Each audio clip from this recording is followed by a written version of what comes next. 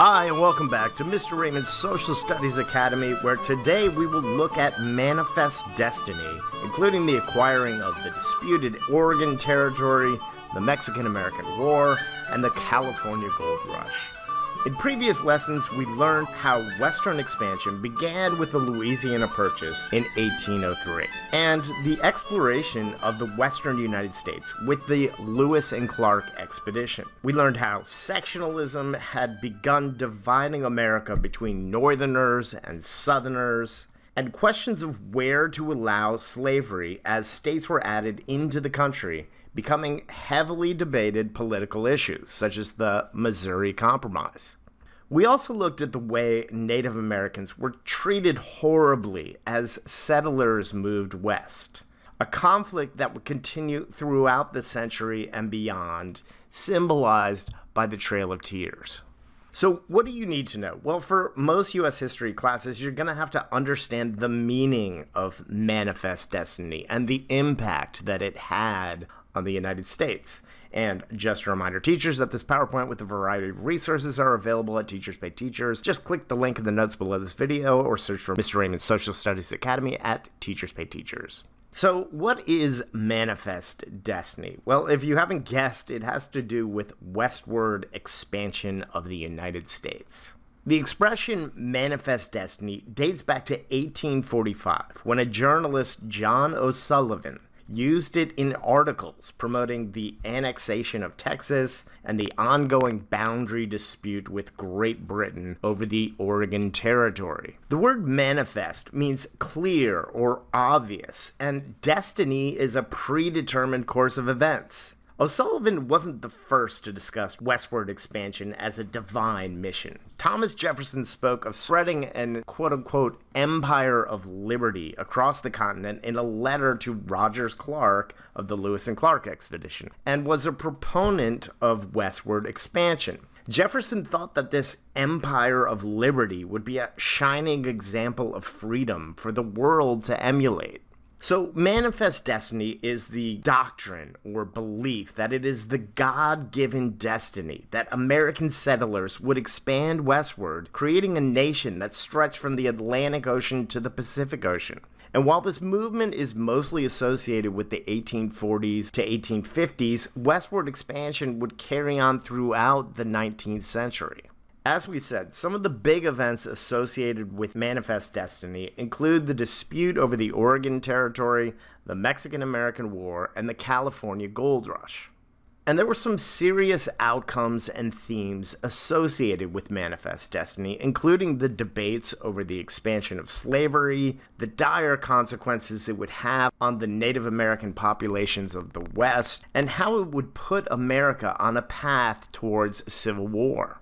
This famous painting, often associated with manifest destiny and westward expansion, by John Gast in 1872, illustrates the view of most Americans in settling the West. In the center is the female figure of Columbia, or Lady Liberty, placing westward expansion in a somewhat peaceful or feminine context when it was anything but. She's carrying a school book and laying cable for telegraphs. We see her spreading light across the country towards the dark, uncivilized world of the Native Americans in Buffalo. Behind her are stagecoaches, settlers, farmers, and eventually steam railroads. The true path to westward expansion would not always prove so peaceful. So there are three main destinations associated with manifest destiny and early westward expansion: Oregon, Texas, and California. So why would settlers leave the East Coast and head out into the great unknown? Well, settlers ventured west for a variety of reasons. For one thing, America saw an explosion in its population in the early to mid-19th century, fueled by immigration and natural growth. This increase encouraged many to move west in search of land of their own. Others traveled west for a variety of reasons. Some were in search of wealth or a new way of life, and others were just in search of adventure. So let's backtrack and look at the roots of westward expansion. In the early 1800s, four nations laid claim to the Oregon Territory: Spain, Russia, Britain, and the United States. The American Fur Company had set up shop there, and trappers all competed for fur skins. The beaver fur skin hat was especially popular in Europe. In the 1830s, many Americans set out for that area on what became known as the Oregon Trail, spurred on by an economic downturn in the East and stories of fertile land in the West. After Russia had backed out, many Americans wanted the United States to kick out the British and take control of the entire territory. In the election of 1844, the Democrats and candidate James K. Polk used the slogan 54, 40, or fight, demanding a boundary at 54 degrees latitude. A compromise was reached with the British at the 49th parallel, avoiding a war and settling ownership of the Oregon Territory. During this period, settlers had also poured into Texas, which at this point was part of Mexico. In 1821, Mexico won its independence from Spain, and the area around what is Texas today was sparsely settled. The Mexicans offered vast plots of lands to those who would settle it. In 1830, Mexico closed the border to the U.S., but settlers still arrived. In 1835, Mexican General Antonio Lopez de Santa Anna drove into Texas to confront the rebellious Americans. In February of 1836, in San Antonio, he found a small force barricaded in a mission building called the Alamo. The Texans had about 180 soldiers to take on Santa Anna, with his forces numbering in the thousands. For 13 days, the defenders, including the legendary Davy Crockett and Jim Bowie, held off Santa Anna's troops. Finally, the Mexicans stormed in, killing almost all of the Texans. The battle cry, quote-unquote, "Remember the Alamo," would inspire their allies. Following the Alamo, Texan forces under Sam Houston defeated Santa Anna in the Battle of San Jacinto. And on May 14, 1836, Santa Anna recognized the independence of Texas, creating the Lone Star Republic.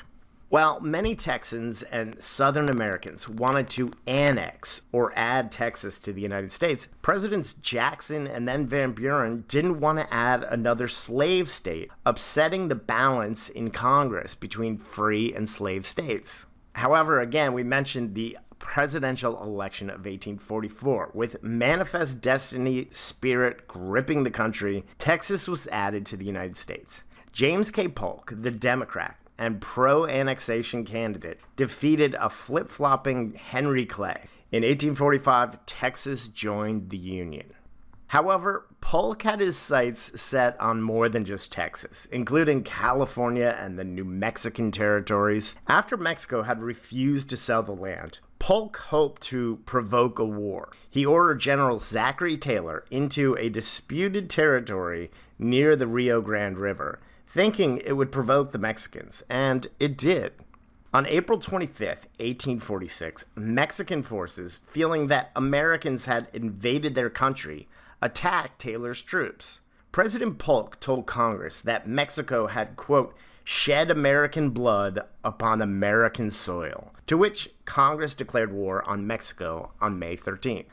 The Mexican-American War was the first war fought on quote-unquote foreign soil. Yes, it would become U.S. soil, but at the time it was foreign. And the Americans took the fight to the Mexicans on three fronts: northern Mexico, California, and eventually attacking Mexico City. Future President Zachary Taylor defeated the Mexican forces and captured most of the important targets in northern Mexico. Meanwhile, General Stephen Kearny marched across the Santa Fe Trail to help Californians who had already declared their independence under General John C. Fremont, calling themselves the Bear Flag Republic. Finally, General Winfield Scott captured Mexico City in September 1847. A few months later, Mexico signed the Treaty of Guadalupe Hidalgo, ceding to the United States most of what are now the states of California, Nevada, Utah, Arizona, Colorado, New Mexico, and Wyoming. Under the Treaty of Guadalupe Hidalgo, the Americans paid the Mexicans $15 million and assumed about $3 million in Mexican debt. The Mexicans, in return, recognized the border at the Rio Grande River. Sadly for the Mexicans, they had been sitting on a gold mine. In 1848, at Sutter's Mill, California, gold was discovered. The following year, thousands of people poured into California, known as 49ers. Americans made up 80% of the 49ers, but 20% came from all around the world. As California's population exploded with cities like San Francisco becoming boom towns, they wrote a constitution and applied for statehood. Once again, the debate over whether to admit it as a free state or a slave state arose, something that we will look at in much more detail in our next lesson.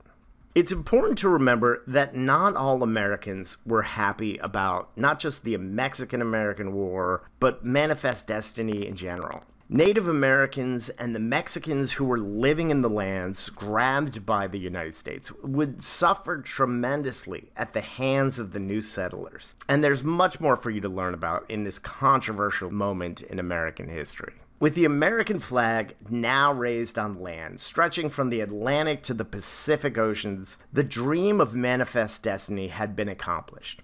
However, the question of whether these lands should allow slavery would lead the nation towards near destruction with the Civil War, which is where we will pick up next time with the causes of the Civil War. But before we do, let's review. What does Manifest Destiny mean? Well, Manifest Destiny is the doctrine or belief that it was the God-given destiny that American settlers would expand westward, creating a country that stretched from the Atlantic Ocean to the Pacific Ocean. Who coined the term Manifest Destiny? It was a journalist/editor named John O'Sullivan, who spoke of creating a quote-unquote empire of liberty. Thomas Jefferson lists 3 big events associated with Manifest Destiny. Well, the Oregon Territory dispute, the Mexican-American War, and later the California Gold Rush.